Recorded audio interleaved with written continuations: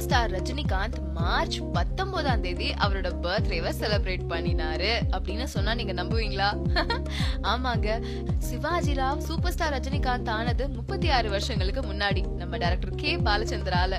தமிழ் சினிமால வந்து 36 வருடங்களா இருக்கு நம்ம சூப்பர் ஸ்டார் ரஜினிகாந்துக்கு.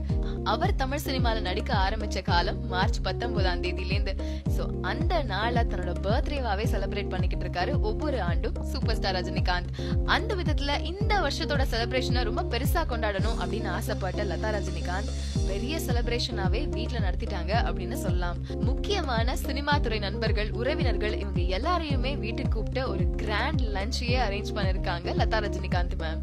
இந்த பார்ட்டியில இயக்குனர் மணிரத்னம், வாலி, வைரமுத்து, எஸ்.ஏ. சந்திரசேகர், டி.எம். சௌந்தரராஜன், மகேந்திரன், தேவா, பி. வாசு, சங்கர் கணேஷ் அப்படின்னு நட்சத்திர பட்டாளமே வந்திருந்தது. நெருங்கிய உறவினர்களையும் கூப்பிட்டிருந்தாங்க. அதுலயும் முக்கியமா புது மாப்பிள்ளை அஸ்வினும் வந்திருந்தாரு.